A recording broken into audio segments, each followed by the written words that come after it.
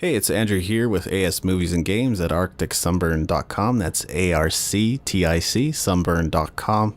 And this is part one of the Game a Day campaign. So what exactly is the Game a Day campaign?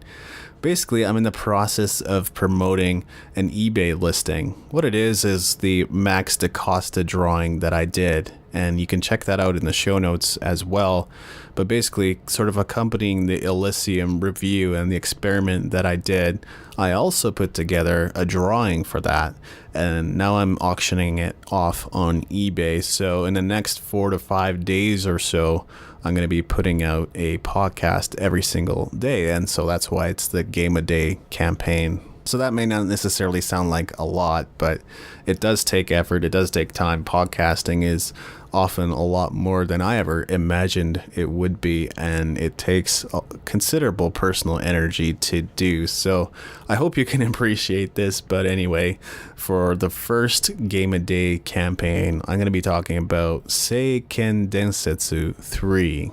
So basically that is, or what would have been, Secret of Mana 2, right? Now here in North America, there's a little bit of a confusion as far as the numbering of the sequels goes. So allow me to attempt to clarify it, although it might be about as clear as mud after I'm done.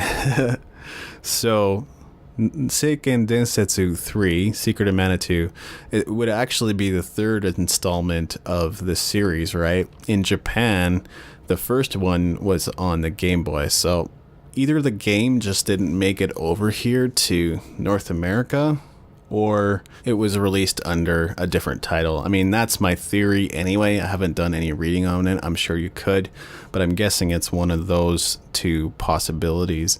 So the first one was on Game Boy. The second one was on the Super Nintendo, and I believe that's the one that made it over here. So Secret of Mana.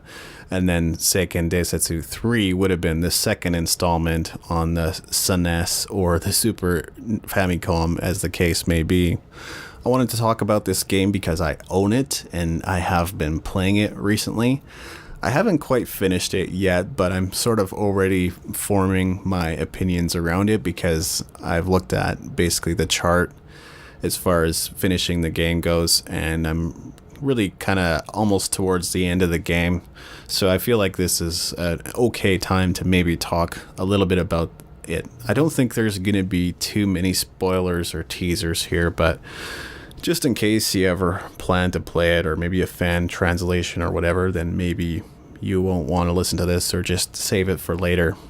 The Seiken Densetsu 3 game obviously is very beautiful, and you can tell that there's been a lot of work in the graphics, and it probably is one of the best looking games for the system. But I do have to compare it somewhat to the second installment, Seiken Densetsu 2, or Secret of Mana. And what I noticed is I think 3 is like packed to the rafters, which provided certain, let's say, limitations for the system and what they were able to do. I feel like the characters look a heck of a lot better in 2 than they do in 3. Basically, the problem in 3 is the graphics look a little bit muddled by comparison. Now, don't get me wrong, they still look really good, but I think they also tried to do something a little bit different. Like, they were life-size characters, like they were a little bit bigger or a little bit more, adult-bodied than maybe the characters in 2 were. So I went back and played 2 just for a little bit, and I totally noticed a difference in that regard. But I will say that the bosses often look absolutely incredible, especially considering the limitations of the system, and that is one of the fun parts about the game. Secondly, there's quite a bit of grinding in 3, and I don't know if I can really compare it to 2 because I played that as a kid, and I would level all the way up to level 99. I guess I was somewhat obsessed with that whenever I played like a RPG or action RPG, but I mean, it was such a good game, you could play it forever, and the system itself was really great. And 3, by comparison, I find grinding is almost built right into the game. There's sections of the map where you become trapped and you have to defeat the enemies to move on to the next part. And even if not for that, usually the distance between where you are and maybe where you're trying to go is pretty significant. And then you end up having to fight a lot of enemies and a lot of encounters along the way. So, and even then, sometimes that doesn't provide you with enough experience to fight the upcoming boss battle, and you still find yourself having to level up 2 or 3 or 4 times more just to beat the next boss. Now, granted, when I actually timed how long it took to level up at certain points, it actually wasn't too much longer than about half an hour. It depends on the enemies you're fighting and what sort of experience they provide. But I have noticed that it's not that long, I guess, to level up. It just seems like a lot of grinding because, like I said, when you're going from one place to another, you're already fighting quite a few enemies, and then you have to fight more on top of that to level up. I'm at a point of the game where, despite leveling up quite a bit, I'm not quite as strong as the enemies are because I don't think they level up with you, but the enemies also have levels. So as you progress in the game, they also become a higher level like you are. And I'm not quite as strong as the enemies, the part that I'm at, but they're still capable of killing off party members with one hit. Some of the monsters are, and those aren't even bosses. So I'm again at a point where I think considerable grinding is going to be required. And so that is a little bit frustrating, but that is sort of an aspect of the game that I've noticed. I guess I'll talk a little bit about characters right now. So with 2, you basically just had 3 characters and you kind of met them. The other 2 early on, you just started as, I don't know what the English version of the guy's name is, but in the Japanese version, it was Randy.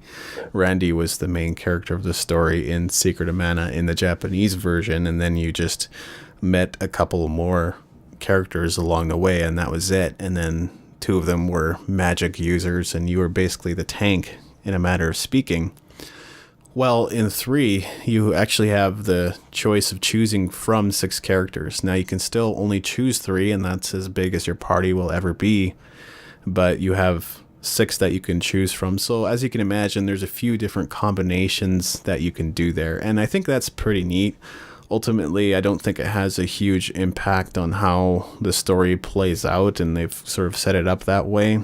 But it's still kind of cool that they did that.